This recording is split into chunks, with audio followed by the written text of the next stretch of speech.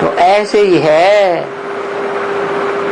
वो परम पुरुष परम धाम छोड़ करके इस सृष्टि पर आता है, तो किस पर फिर रहा होकर आता है?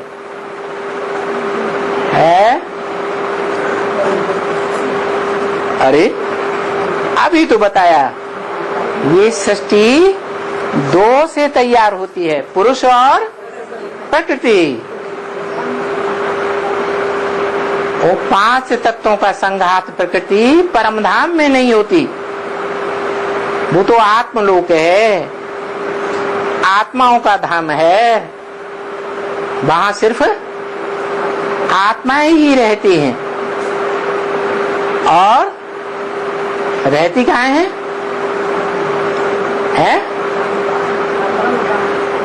जिसे ब्रह्मलोक कहा जाता है, परम धाम कहा जाता है। वो परम पुरुष ही कहता है क्या? मत योनि परम ब्रह्म तस्मिन् गर्भम दधाम्यहम्। मेरी योनि रूपी माता परम ब्रह्म है, उसमें मैं सृष्टि का बीज डालता हूं। तो परम नाम तो जड़ है और उसमें परम पुरुष चैतन्य है। अब सृष्टि जो है पुरुष से तैयार होती है या सिर्फ जड़ प्रकृति से तैयार होती है? दोनों चाहिए, दोनों मिलेंगे तो सृष्टि चलेगी, विस्तार को पाएगी। दो नहीं होंगे तो सृष्टि विस्तार को नहीं पाएगी। तो वो परम ब्रह्म इस पांच तत्वों वाली सृष्टि पर जब आता है तो वो कहता है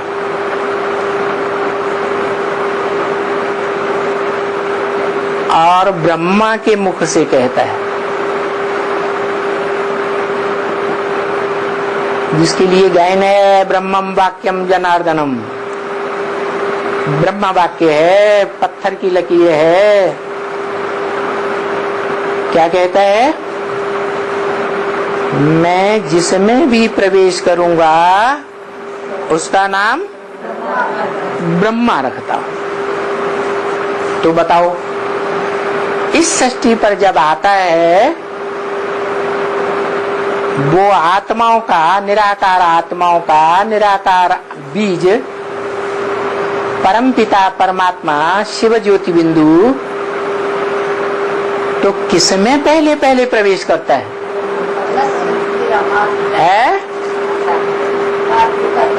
माता पिता दोनों में प्रवेश करता है? ऐसे कहीं होता है कि सृष्टि में अपनी सृष्टि बढ़ाने के लिए, अपना परिवार वृद्धि करने के लिए कोई पुरुष दो माताओं में बीज डालता हो एक साथ? ऐसा होता है क्या? ये तो बात नहीं है। बात तो यही है कि वो परम पुरुष इस सृष्टि पर जब आता है तो जिस तन में भी प्रवेश करता है, क्या वो तन पांच तत्वों का पुतला ही होगा ना? उस पांच तत्वों के पुतले में प्रवेश करके उसका नाम देता है ब्रह्मा। पहले पहले जिसमें प्रवेश करता है वो है परम ब्रह्म। परम माने बड़ी थी बड़ी, परे ते परे माँ। कैसी माँ? परे ते परे माँ। जैसे घर परिवार में माँ होती है, उससे भी बड़ी दादी माँ होती है, दादी माँ से भी बड़ी है परदादी माँ होती है, परदादी माँ से भी बड़ी तरदादी माँ होती है।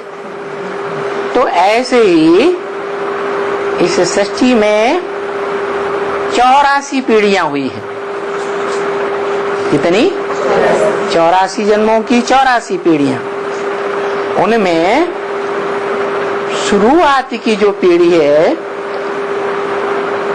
उसमें पहली माता का नाम है परम ब्रह्म। वो नाम किसने दिया है?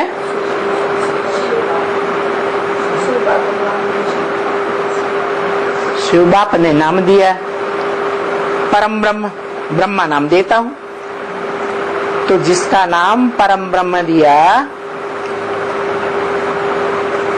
वो है परम पुरुष और वो ही परम माता। परे थे परी माता, बड़े थे बड़ी माँ। तो जिसमें प्रवेश किया वो हुआ लिंग, 5 तत्वों का जड़ पुतला। कैसा पुतला? जड़ पुतला। उस जड़त्वमयी पुतले को, सिर्फ जड़त्वमयी पुतले को चित्रों में आजकल दिखाया जाता है।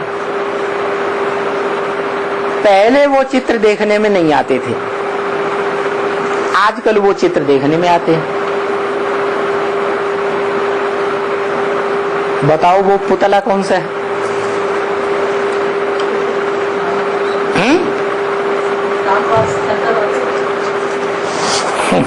राम तो त्रेता वाला राम कहा जाता है भक्ति मार्ग में।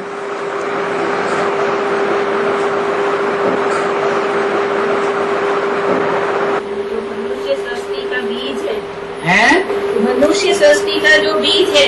हाँ, मनुष्य सृष्टि का जो बीज है वो मनुष्य सृष्टि रूपी झाड़ से ही निकला होगा, पुराने सृष्टि रूपी झाड़ से।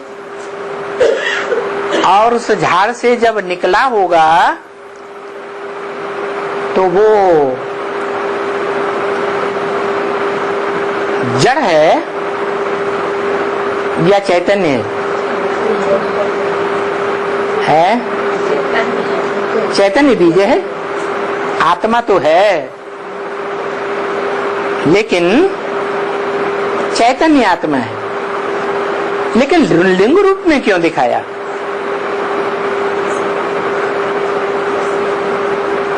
लिंग इसलिए दिखाया कि लिंग की जो पूजा है वो 4 अवस्थाओं से मिलती है। सतो प्रधान स्वर्ण लिंग, रजत लिंग चांदी का,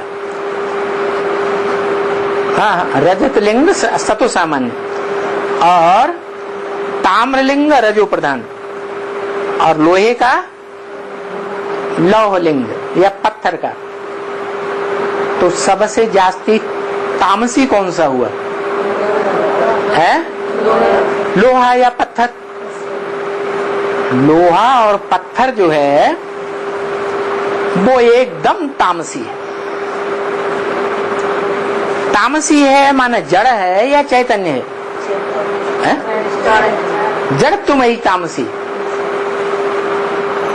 इस सृष्टि में सबसे जास्ती जड़त्वमयी कौन सी आत्मा बनती है? पतितम कामी कांटे में शिव अवतार लेते जब तक, संगम युग तब तक।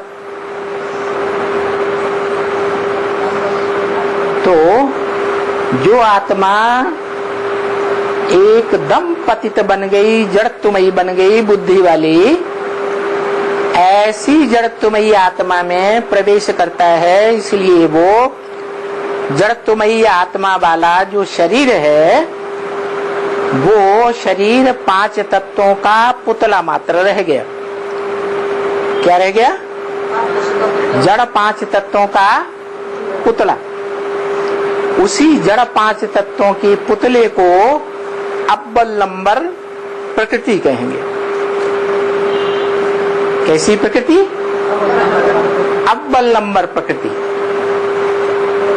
माना वो एक बीज ऐसा इस सृष्टि में है जो माता भी है और पिता भी है। इसलिए गाते हैं त्वमेव माता। त्वम माने संस्कृत में एक को कहा जाता है, यूयम दो को कहा जाता है, युवाम तीन या ज्यादा को कहा जाता है। तो त्वमेव माता, तू ही मेरी माता है। माना साकार रूप में है तो साकार आत्मा भी है, लेकिन आत्मा कैसी? जड़त्वमयी। संपूर्ण पुरुषार्थी जब बनता है तो वो संपन्न बीज हुआ, और वो संपन्न बीज जो है वो ही लिंग रूप में पूजा जाता है। क्या? शिव ने जब प्रवेश किया तो प्रवेश करने मात्र से नहीं पूजा जाता। कब पूजा जाता है? जैसे माता के गर्भ में आत्मा